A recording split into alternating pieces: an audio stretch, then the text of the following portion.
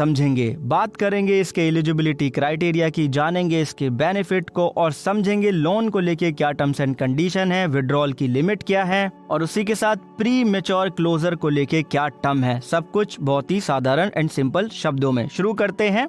आपको पता है कि पीपीएफ का फुल फॉर्म है पब्लिक प्रोविडेंट फंड। अब जानते हैं एलिजिबिलिटी क्राइटेरिया। कौन पीपीएफ अकाउंट ओपन कर सकता है अपना? देखिए, कोई भी भारतीय अपने लिए पीपीएफ अकाउंट ओपन कर सकता है, एनआरआई नहीं कर सकते हैं। इसी के साथ में गार्जियंस या पेरेंट्स, माता पिता हैं, उनका बच्चा माइनर है, उसके लिए वो पीपीएफ अकाउंट ओपन कर सकते हैं। लेकिन एक चीज उनको ध्यान रखनी है, जब बच्चा अडल्ट हो जाएगा तो माता पिता का पीपीएफ अकाउंट पे कोई होल्ड नहीं रहेगा। वो बच्चा ही उस पीपीएफ अकाउंट को आगे चल के मेंटेन करेगा, उसको रन करेगा। अगर कोई मेंटली अनवेल है, मतलब मानसिक रूप से अनवेल है और ऐसे में कोई उनकी देखभाल कर रहे हैं, गार्जियन है, तो ऐसे में गार्जियन भी उस एक पर्टिकुलर इंसान के लिए पीपीएफ अकाउंट ओपन कर सकते हैं। इसी के साथ में अगर किसी के पास already general provident fund account है या एम्प्लॉय प्रोविडेंट फंड अकाउंट है, तो वो भी अपने लिए पीपीएफ अकाउंट ओपन कर सकते हैं। अब बात आती है कि क्या जॉइंटी, मतलब कोई स्पाउस भी जॉइंट अकाउंट ओपन कर सकते हैं पीपीएफ में? नहीं, पीपीएफ केवल सिंगल अकाउंट ही होता है, जॉइंट अकाउंट ये ओपन नहीं हो सकता है। अब बात आती है कहाँ पे ओपन होगा। अपने नज़दीकी पोस्ट ऑफिस या बैंक में आप पीपीएफ अकाउंट अपना ओपन कर सकते हैं। अब बात आती है इसके टर्म्स की और डिपॉजिट की लिमिट की। तो देखिए, 15 साल के लिए ये होता है। एक बार आप ओपन करेंगे तो 15 साल तक ये कंटिन्यू आपका अकाउंट चलता रहेगा।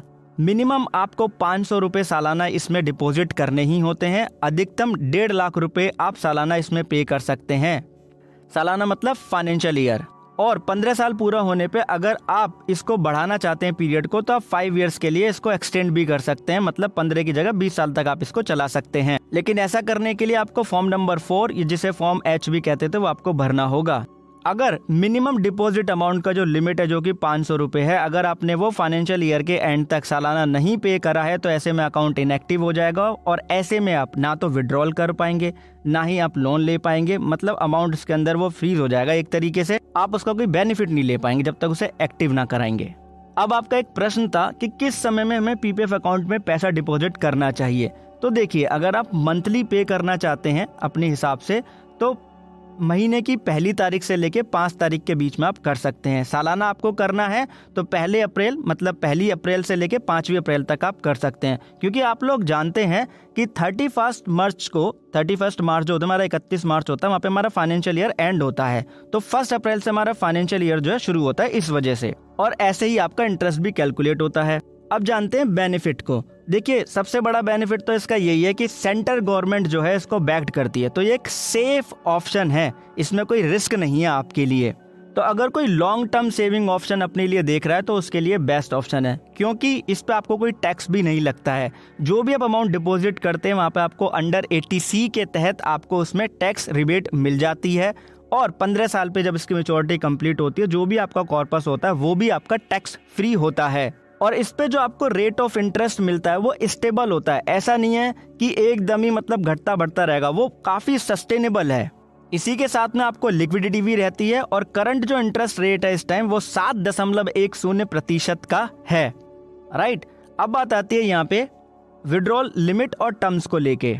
देखिए, आप जब इसके 5 साल कंप्लीट हो गए, छठा फाइनेंशियल ईयर जब कंप्लीट हो जाएगा, उसके बाद ही आप इसमें से विड्रॉल कर सकते हैं। और फाइनेंशियल ईयर में सिर्फ एक बार ही कर पाएंगे। जो आपके पीपीएफ अकाउंट का बैलेंस है उसका 50% तक ही आप कर सकते हैं। लेकिन in case of medical emergency 5 साल के बाद भी आप ऐसा कर सकते हैं। नॉर्मली 6 साल के बाद, अगर मेडिकल इमरजेंसी है तो 6 साल के बाद। कितना करेंगे? केवल 50%, जितना भी अकाउंट बैलेंस होगा उसका। अब आपने एक्सटेंड किया था इसको, एक्सटेंडेड पीरियड जो मैंने आपको कहा ना 5 साल का, वहां तक बात जारी है। तो एवरी फाइनेंशियल ईयर आप विड्रॉल कर पाएंगे और अकाउंट बैलेंस का 60% तक ही आप कर सकते हैं। अब बात आती है प्री मैच्योर क्लोजर को लेके। देखिए, पहले 5 साल में तो आप ऐसा नहीं कर सकते हैं। बाकी बच्चे की हायर एजुकेशन के लिए, मेडिकल ट्रीटमेंट के लिए, या पहले आप इंडियन थे, बाद में अगर आप एनआरआई हो गए, रेजिडेंस स्टेटस चेंज हो गया, तो ऐसे में आपका प्री मैच्योर क्लोजर आप कर पाएंगे।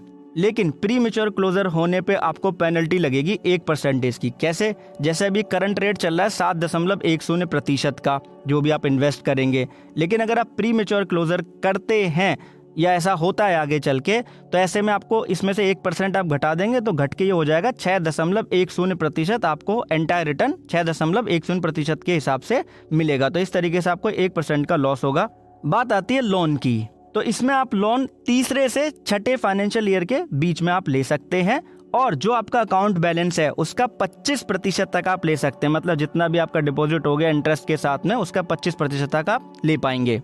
जो भी अमाउंट आपने लोन के रूप में लिया है वो आपको 36 महीने में वापस पे करना होगा, तब आपको 1% का रेट ऑफ इंटरेस्ट मिल जाएगा। तो देखिए ये एक अच्छी बात है, रेट ऑफ इंटरेस्ट 1% का है केवल। लेकिन अगर 36 महीने में पे नहीं कर पा रहे हैं तो 6% का रेट ऑफ इंटरेस्ट लगेगा। और मेरी एक आपसे रिक्वेस्ट रहेगी, नॉमिनी ऐड करना ना भूलें, नॉमिनी जरूर आप ऐड कीजिएगा। अब बात आती है डेथ बेनिफिट की डिटेल की। तो देखिए अगर किसी भी कंडीशन में ऐसा होता है कि डेथ हो जाती है तो फॉर्म नंबर जो जी है वो आपको फिल करना होगा। इसका लिंक आपको डिस्क्रिप्शन में मिल जाता है। सर्टिफिकेट ऑफ डेथ, जो अकाउंट होल्डर होंगे उनका डेथ सर्टिफिकेट चाहिए होगा, आईडी प्रूफ भी चाहिए होगा, और नॉमिनी की डिटेल भी चाहिए होंगी कि जो नॉमिनी है वो अपना आईडी प्रूफ वगैरह सबमिट करेगा। अब एग्जाम्पल के तौर पे मान लीजिए किसी की उम्र 30 साल की है और उनका नाम है मिस्टर एस, और आप जानते हैं कि इसमें जो टर्म है वो 15 साल की है। अब मिस्टर एस यहाँ पे 50,000 रुपये सालाना यहाँ पे कर रहे हैं। रेट ऑफ रिटर्न हमें पता ही है 7.10% है।